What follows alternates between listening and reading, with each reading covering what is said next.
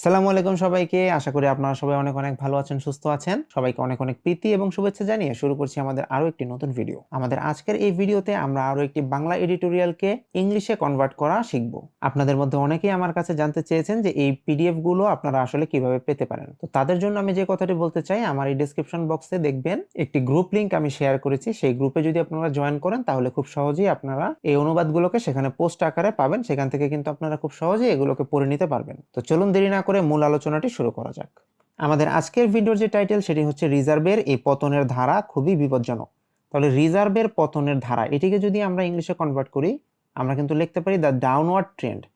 লক্ষ্য করুন, এই এখান থেকে আমরা নিয়ে এসেছি দিস, আর ডাউনওয়ার্ড ট্রেন্ড শব্দের অর্থ কিন্তু নিম্নমুখী প্রবণতা বা পতনের ধারা। সো আমরা লিখেছি দিস ডাউনওয়ার্ড ট্রেন্ড কিসের ক্ষেত্রে? এই যে রিজার্ভের এই শব্দটিকে কভার দেওয়ার জন্য আমরা লিখেছি ইন রিজার্ভ। তাহলে রিজার্ভের যে পতনের ধারা খুবই বিপজ্জনক, সেটিকে আমরা লিখতে পারি ইজ ভেরি ডেঞ্জারাস, অর্থাৎ খুবই বিপজ্জনক। তাহলে রিজার্ভের এই পতনের ধারা খুবই বিপজ্জনক, এটি যখন আমরা ইংলিশে লিখব তখন আমরা চাইলে লিখতে পারি this downward trend in reserves is very dangerous.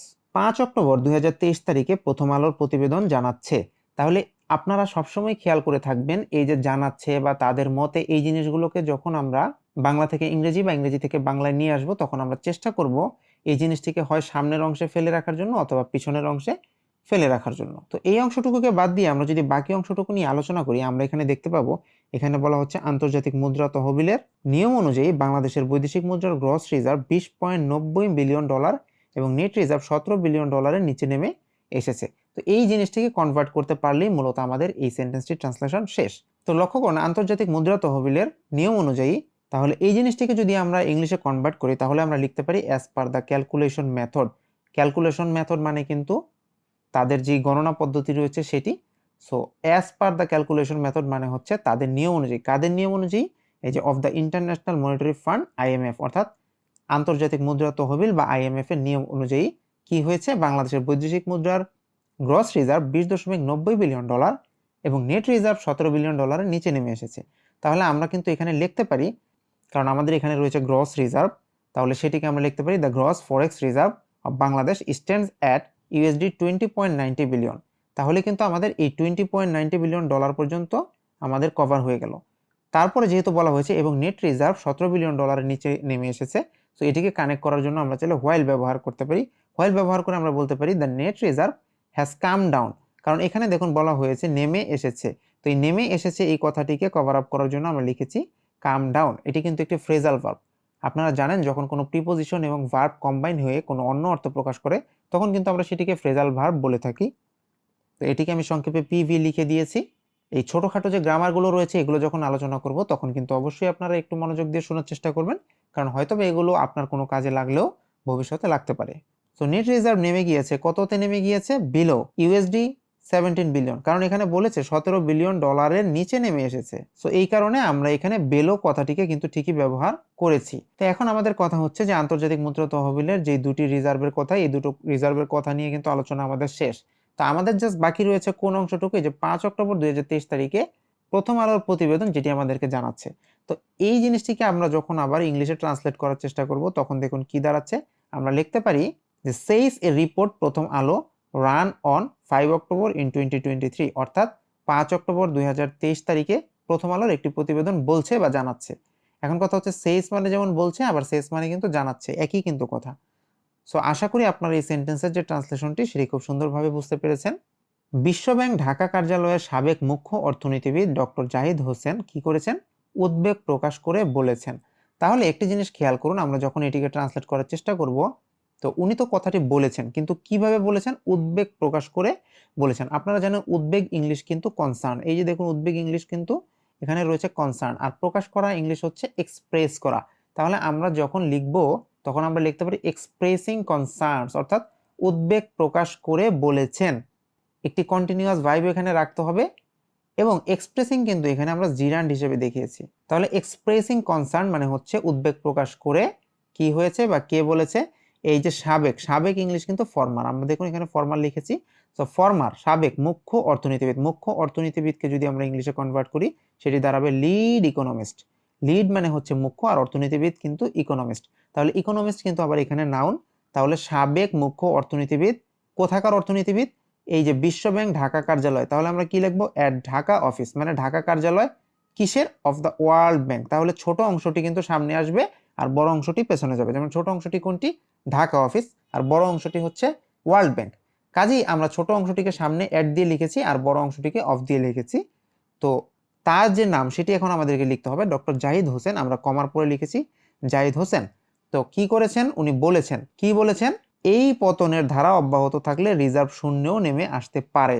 তাহলে ওনার যে ধারণা সেটি হচ্ছে এই পতনের ধারা যদি অব্যাহত থাকে তাহলে সেটি নেমে আসতে পারে। কততে নেমে আসতে পারে? শূন্যে নেমে আসতে পারে। তাহলে এর জন্য আমরা লিখেছি said the reserve even could. Even মানে কিন্তু এমন কি, হ্যাঁ, যেহেতু এখানে শূন্যেও বলেছে সেই কারণে আসলে আমরা এই ইভেন ওয়ার্ডটি ব্যবহার করেছি, না হলে এই সেন্টেন্সে কিন্তু কোনো এমন কি শব্দটি নেই। তাহলে কি দিস রিজার্ভ বা দ্য রিজার্ভ ইভেন কুড স্লাম্প, স্লাম্প মানে কিন্তু নেমে আসা, আর কুড স্লাম্প দিয়ে কিন্তু আমরা একটি আশঙ্কাকে বোঝাচ্ছি, কারণ উনি বলেছে নেমে আসতে পারে, অর্থাৎ নেমে আসবে কিনা এটি কিন্তু শিওর না। সো এই কারণে আমরা কুড স্লাম্প ব্যবহার করেছি, অর্থাৎ নেমে আসতে পারে কততে? To zero. এখানে বলেছি কিন্তু শূন্যেও নেমে আসতে পারে, সে কারণে আমরা বলেছি জিরোতে নেমে আসতে পারে। If the rate of this fall continues, rate মানে কিন্তু হার, যদি পতনের এই ধারা বা হার কি থাকে? কন্টিনিউ বা চলমান থাকে, তাহলে কি হতে পারে? রিজার্ভ কিন্তু শূন্যেও নেমে আসতে পারে। সো এই সেন্টেন্সটিকে আমরা এইভাবে কিন্তু খুব সহজেই কনভার্ট করে নিতে পারি। বাংলাদেশ সরকার দাবি করেছিল যে, কি দাবি করেছিল? 2021 সালের আগস্টে বাংলাদেশের বৈদেশিক মুদ্রা রিজার্ভ 48.06 বিলিয়ন ডলারে পৌঁছে গিয়েছিল। তাহলে বাংলাদেশ সরকার দাবি করেছিল, আপনারা জানেন দাবি করা ইংলিশ কিন্তু ক্লেম।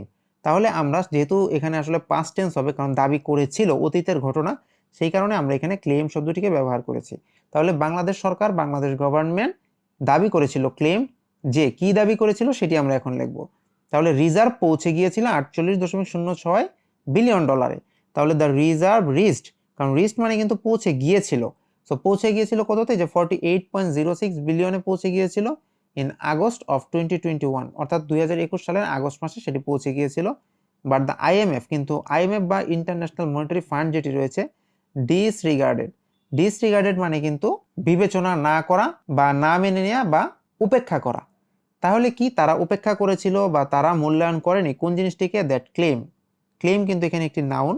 সো ক্লেম বা দাবিকে তারা কি করেনি? বিবেচনায় নেয়নি বা উপেক্ষা করেছে। এটি আসলে এখান থেকে এসেছে যে কিন্তু আইএমএফ সরকারের ওই দাবি মানেনি। সো আমরা এটিকে লিখে দিয়েছি, but the IMF ডিসরিগার্ডেড that claim. তাদের দাবি ছিল, কি ছিল? ঘোষিত ওই রিজার্ভ থেকে রপ্তানি উন্নয়ন তহবিলের মাধ্যমে দেওয়া 7.5 বিলিয়ন ডলার কি করতে হবে? বাদ দিতে হবে। তাহলে তাদের দাবি ছিল বা তারা বলেছিল বা তারা কি চেয়েছিল সেটিকে আমরা যখন ইংলিশ লিখবো তখন আমরা লিখতে পারি দ্য গ্লোবাল লেন্ডার, যেহেতু তারা বিশ্ব ব্যাংক, তাদের কাজ কিন্তু ঋণ দেয়া। সেড, অর্থাৎ তারা বলেছিল বা তাদের দাবি কি ছিল? এই যে 7.5 বিলিয়ন ডলার, যেটির কথা কিন্তু আবার এখানে বলা হয়েছে যে 7.5 বিলিয়ন যে ডলার, সেটি কি বাবদ ব্যবহৃত হয়েছিল? Use through the export development fund, অর্থাৎ এই যে রপ্তানি উন্নয়ন তহবিল যেটি রয়েছে সেটি কিন্তু আমরা এখানে দেখিয়েছি এক্সপোর্ট ডেভেলপমেন্ট ফান্ড। এটিকে কি করতে হবে? বাদ দিতে হবে। এখানে লক্ষ্য করুন, বাদ দিতে হবে বলা রয়েছে। সো বাদ দেয়া বা বাদ দিতে হবে, তখন আমরা এটিকে কিন্তু একটু প্যাসিভ টোনে আমাদেরকে লিখতে হবে। সো আমরা তখন কিভাবে লিখতে পারি? হ্যাজ টু বি ডিডাক্টেড, মানে কর্তন করতে হবে, কারণ ডিডাক্ট মানে কিন্তু কেটে নেওয়া। তাহলে কর্তন করতে হবে বা বাদ দিতে হবে। কোথা থেকে? এই যে from the claimed amount of reserve. এখানে যেটি দেখুন বলা রয়েছে কি? ঘোষিত ওই রিজার্ভ থেকে। তাহলে ঘোষিত, এটিকে আমরা এখানে বুঝিয়েছি ক্লেমড ওয়ার্ডটি দিয়ে, যে ঘোষিত বা ঘোষণা করা হয়েছিল এরকম অ্যামাউন্ট অফ রিজার্ভ, ওই রিজার্ভের। তাহলে এভাবে কিন্তু আমরা খুব সহজেই এই সেন্টেন্সটিকেও ট্রান্সলেট করে নিতে পারলাম। একই সঙ্গে বাংলাদেশ রিজার্ভ থেকে শ্রীলঙ্কাকে যে 200 মিলিয়ন ডলার ঋণ দিয়েছে তাও বাদ দিতে হবে। তাহলে আমরা কি লিখবো? যেহেতু একই সঙ্গে বা একই সময়ের কথা বলা হচ্ছে, আমরা লিখবো অ্যাট দ্য সেম টাইম, মানে একই সঙ্গে। তাহলে এই যে 200 মিলিয়ন ডলার, তাহলে আমরা লিখবো কি? 200 মিলিয়ন। 200 মিলিয়নকে আমরা লিখলাম 200 মিলিয়ন। কি হয়েছিল এই 200 মিলিয়ন? বাংলাদেশ কি করেছিল? লেন্ড টু, লেন্ড মানে কিন্তু ধার দেয়া। বাংলাদেশ ধার দিয়েছিল কাকে? এই যে শ্রীলঙ্কাকে। কোথা থেকে? এই যে এখানে বলা হয়েছে বাংলাদেশ রিজার্ভ থেকে। তাহলে আমরা লিখবো ফ্রম দ্য রিজার্ভ, অর্থাৎ রিজার্ভ থেকে। সেটিও আমাদেরকে কি করতে হবে? অলসো। অলসোটি কেন লিখলাম? কারণ এখানে বলা হয়েছে তাও। তো আমরা লিখলাম অলসো কি করতে হবে? বাদ দিতে হবে। আমি আগেও বলেছি আপনাদেরকে যে হ্যাজ টু বি ডিডাক্টেড মানে কিন্তু বাদ দিতে হবে। একটু প্যাসিভ টোনে আমাদেরকে এটি বলতে হবে, এটি কি করতে হবে? বাদ দিতে হবে। তাহলে আমরা লিখেছি at the same time the 200 million Bangladesh lend to Sri Lanka from the reserve also has to be deducted, অর্থাৎ এটিও কি করতে হবে? বাদ দিতে হবে। পরে বলা রয়েছে আরও বাদ দিতে হবে, অর্থাৎ আরও কি কি বাদ দিতে হবে সেটি এখানে বলা হয়েছে। রিজার্ভ থেকে পায়রা বন্দরের রামনাবাদ চ্যানেল যেটি খনন সেটি এবং বাংলাদেশ বিমানকে বিমান কেনার জন্য যে দেয়া ঋণ রয়েছে সেগুলোও কিন্তু বাদ দিতে হবে। তাহলে কি এখানে কমা দিয়ে আমরা সংযুক্ত করব কি মানি স্পেন্ড ফর ড্রেজিং। ড্রেজিং মানে কিন্তু খনন করা, এখানে খননের একটি কথা এখানে রয়েছে। সো আমরা লিখেছি ড্রেজিং। কোন জিনিসটি? এই যে রামনাবাদ যেটি কথা বলা হচ্ছে চ্যানেল, সেই চ্যানেল খনন কোথাকার? অফ পায়রা পোর্ট মানে পায়রা বন্দরের। অ্যান্ড লোন, লোন মানে হচ্ছে ঋণ। কিসের ঋণ? টু দ্য বাংলাদেশ এয়ারলাইন্স, অর্থাৎ বাংলাদেশ বিমানকে যে ঋণ দেওয়া হয়েছে। কেন? For procuring এরোপ্লেনস। আপনাদেরকে আমি সবসময় বলে থাকি টু বাদে অন্য যে প্রিপোজিশনগুলো রয়েছে সেগুলোর পরে যদি কোনো ভার্ব ব্যবহার করেন তাহলে বেশিরভাগ ক্ষেত্রে কি করতে হবে? সেখানে আইএনজি যুক্ত করতে হবে। এই টুকটাক গ্রামারগুলো কিন্তু একটু মাথায় রাখার চেষ্টা করবেন, এতে করে খুব সহজেই আপনার লেখার যে মান রয়েছে সেটি কিন্তু বাড়বে। তাহলে বাংলাদেশ বিমানকে দেওয়া যে ঋণ রয়েছে কেন? For procuring. প্রকিউর মানে হচ্ছে সংগ্রহ করা। কি সংগ্রহ করা? এরোপ্লেন, অর্থাৎ বিমান সংগ্রহ করা বা বিমান কেনার জন্য। তাহলে money spend for dredging Ramnabad channel of Payra port and loan to the Biman Bangladesh airline for procuring aeroplanes, এই জিনিসগুলোকেও আমাদেরকে কি করতে হবে? বাদ দিতে হবে। তো আপনারা যদি চান আপনারা এখানেও কিন্তু লিখে দিতে পারেন হ্যাজ টু বি ডিডাক্টেড। আবার চাইলে আপনার এখানে হ্যাজ টু বি ডিডাক্টেড আগে যেটি লিখেছে সেখানে কমা দিয়েও সংযুক্ত করে রাখতে পারেন, এতেও বিশেষ কোনো সমস্যা হওয়ার কথা নয়। দীর্ঘ 2 বছর কি হয়েছে? বাংলাদেশ ব্যাংক এবং সরকারের শীর্ষ নেতৃত্ব আইএমএফ এর আপত্তির ধার ধারেননি। তাহলে এটিকে যদি আমরা ইংলিশে কনভার্ট করার চেষ্টা করি তাহলে বাংলাদেশ ব্যাংক এবং এখানে কিন্তু সরকারের শীর্ষ নেতৃত্ব, এই দুটি পয়েন্টকে সামনে আনতে হবে। তাহলে বাংলাদেশ ব্যাংকের জন্য আমরা লিখেছি দ্য বাংলাদেশ ব্যাংক অ্যান্ড সরকারের যে শীর্ষ নেতৃত্ব সেটিকে ট্রান্সলেট করে দ্বারা the top leadership of the government, এটি এখানে আমরা লিখে দিয়েছি। লিডারশিপ কিন্তু এখানে একটি নাউন হিসেবে ব্যবহৃত হয়েছে। তাহলে of the government did not pay, অর্থাৎ তারা কি করেনি? Pay heed to. Pay heed to মানে হচ্ছে কর্ণপাত করা, তাহলে তারা কর্ণপাত করেনি বা এই যে আপত্তির ধার ধারেনি যেটি রয়েছে সেটি কিন্তু আমরা এখানে পে হিড টু এটি দিয়ে বুঝিয়েছি। So pay heed to the objection, তাদের যে আপত্তি যেটি রয়েছে সেই অবজেকশন বা আপত্তির ধার ধারেনি কাদের? অফ দ্য আইএমএফ, আইএমএফ এর ফর 2 লং ইয়ার্স, এই যে দীর্ঘ 2 বছর যাবত। এখন আইএমএফ এর ঋণ $4.70 বিলিয়ন যে দ্বিতীয় কিস্তি সেটি পাওয়ার শর্ত পূরণের জন্য গত জুলাই মাসে রিজার্ভ হিসাব করার সর্বশেষ পদ্ধতি বিপিএম 6 মেনে নিয়েছে বাংলাদেশ ব্যাংক। তাহলে কি হয়েছে? বাংলাদেশ ব্যাংক মেনে নিয়েছে। তো সেটি কোন সময়? এই যে জুলাই মাসে, গত জুলাই মাসে। তাহলে গত হচ্ছে লাস্ট, আবার বাট আমরা এখানে কিন্তু দিয়েছি, তার কারণ হচ্ছে দুটি ঘটনা হচ্ছে দ্বিমুখী, কারণ আগে তারা আপত্তির ধার ধারেনি, এখন তারা মেনে নিয়েছে। এই জন্য আমরা এখানে ভাবানুবাদটি সুন্দরভাবে সাজানোর জন্য বাট ব্যবহার করেছি। বাট লাস্ট জুলাই মানে কিন্তু গত জুলাইতে কি হয়েছে? দ্য বাংলাদেশ ব্যাংক, অর্থাৎ Bangladesh bank had to accept. Accept মানে কি? তাদেরকে মেনে নিতে হয়েছে বা তারা মেনে নিয়েছে। কি মেনে নিয়েছে? দ্য লেটেস্ট মেথড, অর্থাৎ সর্বশেষ কি যে পদ্ধতি অফ ক্যালকুলেশন অফ রিজার্ভ, অর্থাৎ রিজার্ভ ক্যালকুলেশনের যে মেথড বা পদ্ধতি বিপিএম 6 এটিকে তারা মেনে নিয়েছে as one of the conditions to get, যেহেতু এটি একটি শর্ত কিসের জন্য? এই যে to get the second instalment, অর্থাৎ দ্বিতীয় যে কিস্তি রয়েছে সেটি কিসের? Of the IMF 4.7 billion loan, অর্থাৎ আইএমএফ এর $4.7 বিলিয়ন যে লোন বা ঋণ সেটি পাওয়ার উদ্দেশ্যে। দেশের নেট রিজার্ভ এখন $17 বিলিয়ন কম। তাহলে আমরা কি লিখব? Net reserve is now below 17 billion, কারণ বেলো 17 বিলিয়ন দিয়ে আমরা বোঝাচ্ছি এই যে $17 বিলিয়ন কম। এবং আমরা লিখেছি অ্যান্ড প্রতি মাসে বাংলাদেশ ব্যাংকে কি করতে হচ্ছে? $1 বিলিয়ন বেশি বিক্রি করতে হচ্ছে। তাহলে আমরা লিখেছি কি? And the Bangladesh bank is selling, Bangladesh bank বিক্রি করছে ওভার $1 বিলিয়ন ইচ মান্থ, প্রতি মাসে কত বিক্রি করতে হচ্ছে? $1 বিলিয়ন বেশি, কারণ ওভার রয়েছে। সো আমরা এখানে বেশি দেখতে পাচ্ছি। সো আমাদের এই সেন্টেন্সটি কিন্তু কমপ্লিট। লক্ষ্য করুন এই সেলিং কিন্তু প্রেজেন্ট কন্টিনিউয়াস টেন্স, যার দ্বারা বোঝাচ্ছে বর্তমানে চলমান কোনো কাজ, অর্থাৎ বর্তমানে তারা কি করছে? রিজার্ভ থেকে $1 বিলিয়ন করে প্রতি মাসে সেল করে দিচ্ছে। রিজার্ভের এই পতনের ধারাকে অত্যন্ত বিপজ্জনক বলতেই হবে। তাহলে আমরা কি লিখতে পারি? Such a trend of fall, অর্থাৎ এই যে পতনের যে ধারাটি রয়েছে এমন কিসে? ইন রিজার্ভ মানে রিজার্ভের। দেখুন মাস্ট বি কনসিডার্ড, অর্থাৎ বিবেচনা করতে হবে বা ধরে নিতে হবে বা বলতে হবে কি হিসাবে? অ্যাজ ভেরি ডেঞ্জারাস, খুবই বিপজ্জনক হিসাবে। কঠোরভাবে আমদানি নিয়ন্ত্রণের মাধ্যমে 1.5 বছর ধরে বাংলাদেশ ব্যাংক রিজার্ভের পতনকে থামানোর চেষ্টা করেও সফল হতে পারেনি। তাহলে Bangladesh bank, the Bangladesh bank থামাতে পারেনি। কি থামাতে পারেনি? এই যে রিজার্ভের যে পতন সেটিকে। তাহলে আমরা লিখতে পারি কুড নট স্টপ, থামাতে পারেনি the fall in forex reserve, অর্থাৎ বৈদেশিক মুদ্রার যে পতন বা ফল সেটিকে কি করতে পারেনি, থামাতে পারেনি। কিসের মাধ্যমে? এই যে বাই কন্ট্রোলিং, নিয়ন্ত্রণের মাধ্যমে, যেটিকে নিয়ে এখানে কন্ট্রোলিং কিন্তু জিরান্ড হিসেবে ব্যবহৃত হয়েছে। ইম্পোর্ট, ইম্পোর্ট মানে আমদানি, আমদানিকে নিয়ন্ত্রণের মাধ্যমে কঠোরভাবে। তাহলে ইম্পোর্ট হচ্ছে আমদানি, স্ট্রিনজেন্টলি মানে হচ্ছে কঠোরভাবে। তাহলে কঠোরভাবে কন্ট্রোলিং এর যে চেষ্টা সেটি করেও তারা নিয়ে আসতে পারেনি। এখানে আবার বলা হয়েছে 1.5 বছর ধরে। তাহলে এটিকে কভার করার জন্য আমাদেরকে কি লিখতে হবে? For more than 1.5 years. তাহলে 1 এবং আরো অর্ধ বছর বা 1.5 বছর ধরে, সেটিকে বোঝানোর জন্য আমরা লিখেছি 1.5 ইয়ার্স। কারণ হুন্ডি ব্যবসা চাঙ্গা হওয়ায় আনুষ্ঠানিক পথে রেমিটেন্সের প্রবাহ বাড়াতে ব্যর্থ হয়েছে সরকার। তাহলে কারণটি কি সেটি আমরা এখানে বলবো। The reason is the government has failed, অর্থাৎ কারণটি যে গভর্নমেন্ট বা সরকার কি করেছে, হ্যাজ ফেল্ড বা তারা কি হয়েছে, ব্যর্থ হয়েছে, টু ইনক্রিজ বাড়াতে ব্যর্থ হয়েছে, রেমিটেন্স ইনফ্লো মানে রেমিটেন্সের যে প্রবাহ রয়েছে সেটি তারা কি করেছে, বাড়াতে ব্যর্থ হয়েছে। থ্রো ফর্মাল চ্যানেল অর্থাৎ আনুষ্ঠানিক পথে তারা এই যে রেমিটেন্সের প্রবাহ এটিকে বাড়াতে ব্যর্থ হয়েছে। কেন ব্যর্থ হয়েছে? এই যে হুন্ডি চাঙ্গা হওয়া, এই কারণটিকে আমরা এখানে কমা দিয়ে জাস্ট অ্যাড করে দেব যে অ্যাজ হুন্ডি বিজনেস হ্যাজ প্রলিফারেটেড, প্রলিফারেট মানে কিন্তু বংশবৃদ্ধি করা বা বাড়তে থাকা বা চাঙ্গা হওয়া। সো আলটিমেটলি জিনিসগুলো কিন্তু সব একই।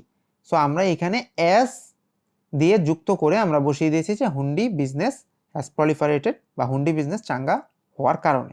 গত আগস্টে আনুষ্ঠানিক পথে রেমিটেন্স আগের বছরের আগস্টের চেয়ে 21% কমে গেছে। তাহলে আমরা কি বলবো? দ্য রেমিটেন্স ইন আগস্ট, অর্থাৎ এই আগস্টে রেমিটেন্সের কথা আমরা যেটি বলেছি, দ্য রেমিটেন্স ইন আগস্ট মানে হচ্ছে এই আগস্টে রেমিটেন্স ডিক্রিজড বাই কমে গিয়েছে 21%, 21% কমে গিয়েছে গত বছরের থেকে বা গত বছরের আগস্ট থেকে। তাহলে এই কথাটিকে আমরা কিভাবে ইংলিশে লিখতে পারি?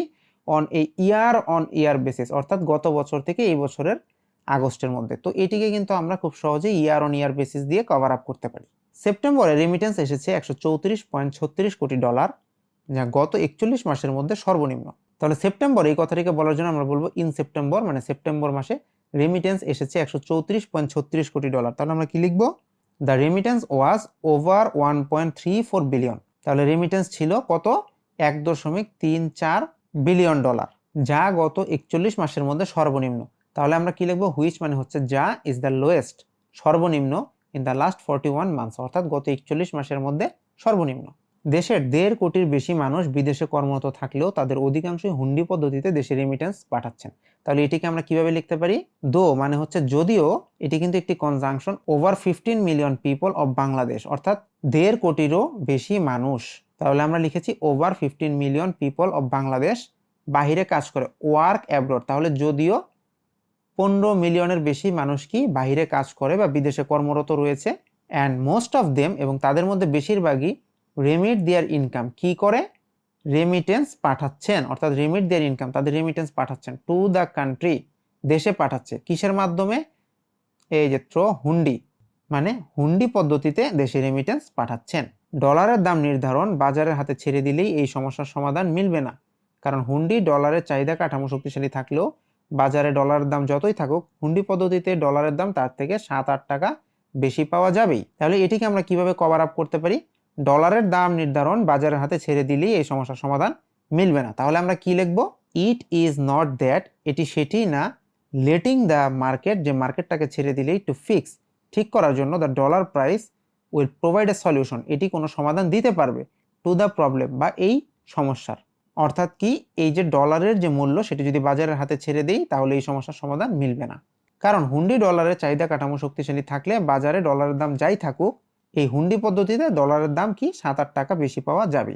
তাহলে কি লেখা যেতে পারে? যে ইফ দ্য হুন্ডি স্ট্রাকচার, তাহলে কি যদি হুন্ডি স্ট্রাকচার রিমেইন স্ট্রং, অর্থাৎ হুন্ডি ডলারের চাহিদা যদি শক্তিশালী থাকে, what ever be the price of dollar in the market, তাহলে বাজারে ডলারের দাম যাই হোক না কেন, কারণ হোয়াট এভার মানে কিন্তু যাই হোক না কেন, the hundi trader will always be in a position, তাহলে তারা একটা স্থানে থাকবে। কোন স্থানে তারা থাকবে?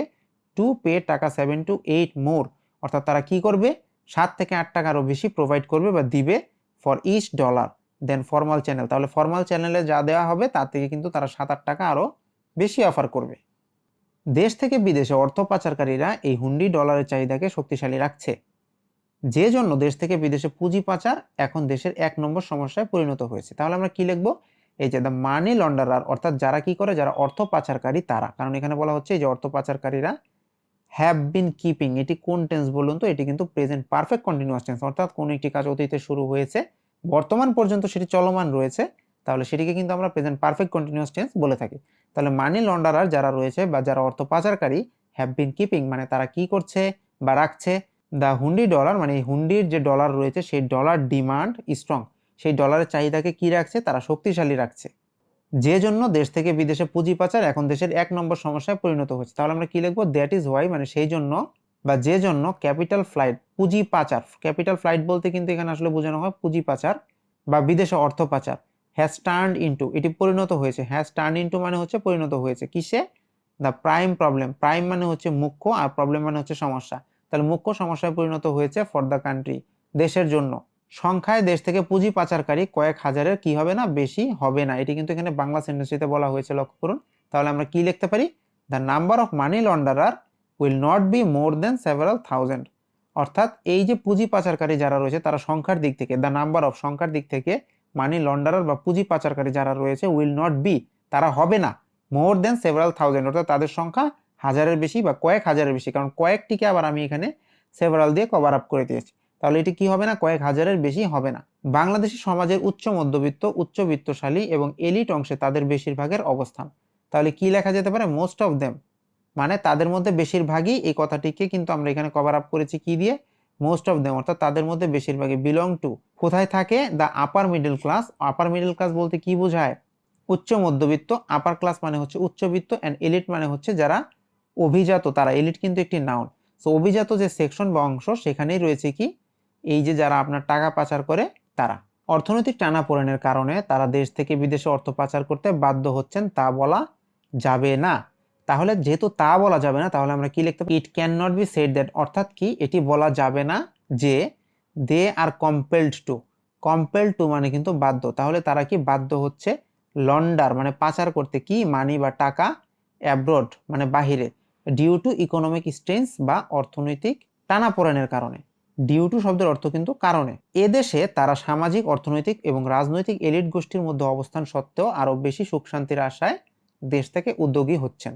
তাহলে এটিকে আমরা কিভাবে লিখতে পারি, আমরা লিখতে পারি ডিসপাইট মানে কিন্তু সত্ত্বেও, দেয়ার বিলঙ্গিং মানে হচ্ছে তাদের যে জিনিসপত্র বা তাদের যে অবস্থান, টু দ্য সোশ্যাল মানে সমাজে, পলিটিক্যাল মানে হচ্ছে রাজনৈতিক, অ্যান্ড ইকোনমিক অর্থনৈতিক যে এলিটস অফ বাংলাদেশ মানে তাদের সামাজিক, অর্থনৈতিক এবং রাজনৈতিক এলিট গোষ্ঠীর মধ্যে অবস্থান সত্ত্বেও, দে আর টেকিং ইনিশিয়েটিভ, ইনিশিয়েটিভ মানে কিন্তু উদ্যোগ, আর টেকিং মানে হচ্ছে নেওয়া, আর টেকিং প্রেজেন্ট কন্টিনিউয়াস টেন্সে করা হয়েছে, বর্তমানে চলমান, দে আর টেকিং ইনিশিয়েটিভ মানে তারা উদ্যোগ নিচ্ছে, টু মাইগ্রেট, টু মাইগ্রেট মানে কিন্তু স্থানান্তরিত হওয়ার জন্য, এটি হচ্ছে ইনফিনিটিভ, স্থানান্তরিত হওয়ার উদ্যোগ তারা নিচ্ছে, from the country for more piece, তাহলে ফ্রম দ্য কান্ট্রি মানে হচ্ছে দেশ থেকে, কিসের জন্য, ফর মোর পিস বা আরো বেশি শান্তির জন্য।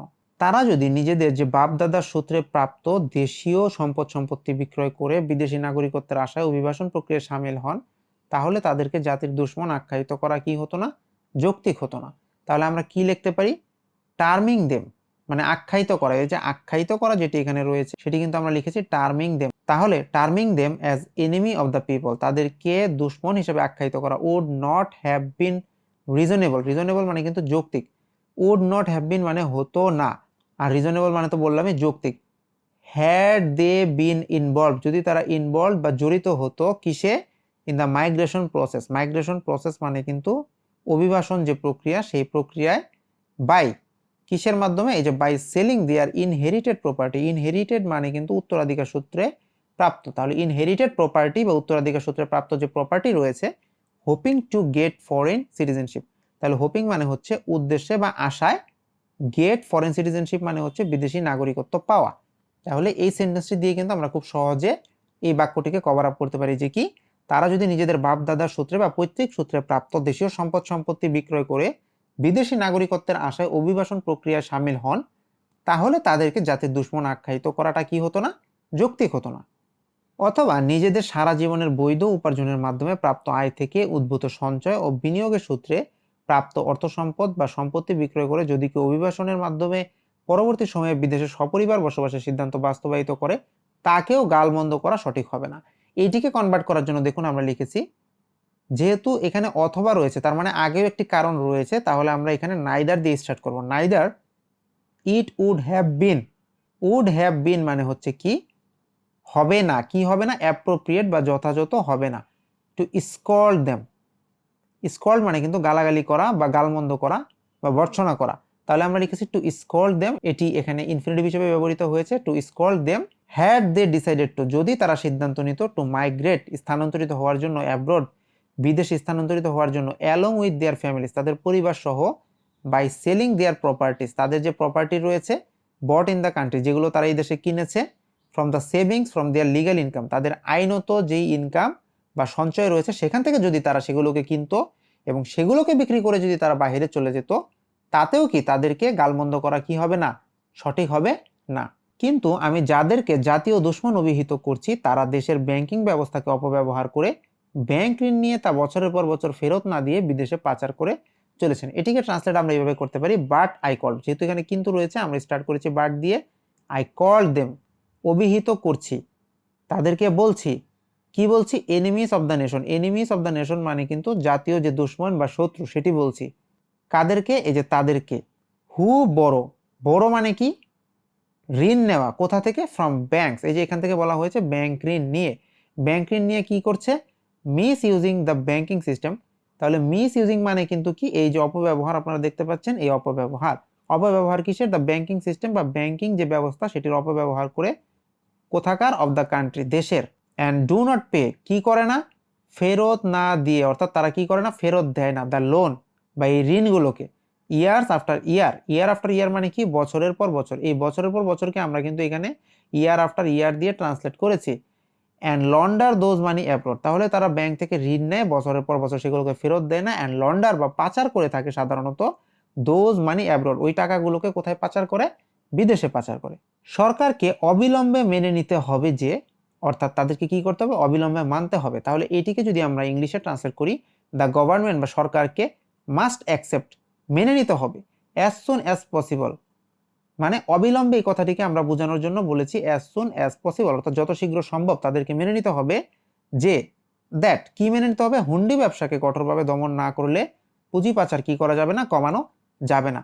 তাহলে তাদেরকে মেনে নিতে হবে যে, এই পর্যন্ত তো আমরা কভার আপ করেছি, ক্যাপিটাল ফ্লাইট মানে হচ্ছে পুঁজি পাচার, উইল নট ড্রপ এটি কমবে না বা এটিকে কমানো যাবে না। And the inflow of remittance will not increase, এই যে বলা হয়েছে আনুষ্ঠানিক খাতে রেমিটেন্সের যে প্রবাহ সেটিকে কি করা যাবে না, বাড়ানো যাবে না। এটি করার জন্য আমরা এখানে কি বলেছি, the inflow of remittance will not increase, সেটি বাড়বে না, আনলেস। আনলেস মানে কিন্তু আপনারা জানেন যে যদি না, যদি না কি করা হয়, এই যে হুন্ডি ব্যবসাকে কঠোরভাবে দমন না করলে। তাহলে এটিকে আমরা এখানে কিভাবে লিখেছি, দ্য হুন্ডি বিজনেস বা হুন্ডি ব্যবসা ইজ প্রিভেন্টেড, এটিকে যদি দমন করা না হয়, উইথ অ্যান আয়রন হ্যান্ড, এখানে আয়রন হচ্ছে অ্যাডজেক্টিভ কারণ লৌহ নির্মিত, আর হ্যান্ড মানে হচ্ছে হাত, এটি হচ্ছে নাউন। তাহলে কি এখানে কি আর লোহার হাত হবে না, কঠোর ভাবে বা কঠোর হাতে যদি দমন না করা হয়, তো সেখানে এইখানকার দেখুন কঠোর ভাবে এখানে এসে হয়ে গেল আয়রন হ্যান্ড। সো এটি হচ্ছে মূলত ভাবানুবাদ এবং আক্ষরিক অনুবাদের মধ্যে পার্থক্য। বৈদেশিক মুদ্রার রিজার্ভের পতন ও ডলার সংকট থামাতে হলে বাংলাদেশ সরকারকে দুর্নীতি, পুঁজি লুণ্ঠন এবং পুঁজি পাচারের বিরুদ্ধে অবিলম্বে কঠোর দমন নীতি গ্রহণ করতেই হবে। তো এটিকে যদি আমরা ট্রান্সলেট করি তাহলে যেটি দাঁড়াচ্ছে, বাংলাদেশ গভর্নমেন্ট বা বাংলাদেশ সরকারকে মাস্ট ইমিডিয়েটলি অ্যাডপ্ট, ইমিডিয়েটলি এটি কিন্তু একটি অ্যাডভার্ব, এর অর্থ হচ্ছে তাৎক্ষণিকভাবে বা অতি শীঘ্রই বা অবিলম্বে। সো কি করতে হবে, ইমিডিয়েটলি অ্যাডপ্ট মানে হচ্ছে গ্রহণ করা, অ্যাডপ্ট মানে কিন্তু এই যে গ্রহণ করা, যেটি এখানে রয়েছে গ্রহণ করতেই হবে। কি গ্রহণ করতে হবে, দমন নীতি। তাহলে দমন নীতির জন্য আমরা কি লিখবো, পলিসি মানে হচ্ছে নীতি, এগেইনস্ট মানে হচ্ছে বিরুদ্ধে, তাহলে বিরুদ্ধে নীতি নেওয়াই কি, দমন নীতি গ্রহণ করা। সো কিসের বিরুদ্ধে দমন নীতি হবে, এই যে দেখুন দুর্নীতি, দুর্নীতি ইংলিশ হচ্ছে কারাপশন, তাহলে বলা হচ্ছে পুঁজি লুণ্ঠন মানে লুটিং অফ মানি, পুঁজি পাচার, আমরা তো বারবারই বলেছি যে ক্যাপিটাল ফ্লাইটই হচ্ছে পুঁজি পাচার। সো ক্যাপিটাল কিন্তু এখানে নাউন, লুটিং এখানে জিরান্ড হিসেবে ব্যবহৃত হয়েছে। টু প্রিভেন্ট কেন, প্রতিহত করার জন্য, the fall of foreign exchange reserve, তাহলে যে বৈদেশিক মুদ্রার যে পতন রয়েছে সেটি কমানোর জন্য বা পতন ঠেকানোর জন্য। To rein in the dollar crisis, এবং রেইন মানে কিন্তু শাসন করা, শাসন করা মানে থামিয়ে দেওয়া। তাহলে ডলার সংকট বা ডলার ক্রাইসিসকে রেইন করার জন্য বা থামানোর জন্য তাদেরকে কি করতে হবে, উদ্যোগগুলো নিতে হবে। তো আজকের মতো এ পর্যন্তই, আশা করি আপনারা খুব ভালোভাবে এই ট্রান্সলেশনটিকে বুঝতে পেরেছেন। সো অনেকের মনে অনেক প্রশ্ন থাকতে পারে যে এই সেন্টেন্সটি এভাবে না হয়ে কেন ওভাবে হলো না, বা এই ওয়ার্ডটি কেন নেই, বা এই ওয়ার্ডটি কেন এইভাবে দেওয়া হয়েছে। আসলে দেখুন, ভাবানুবাদ যখন আপনি করতে যাবেন তখন একটা আর্ট রয়েছে।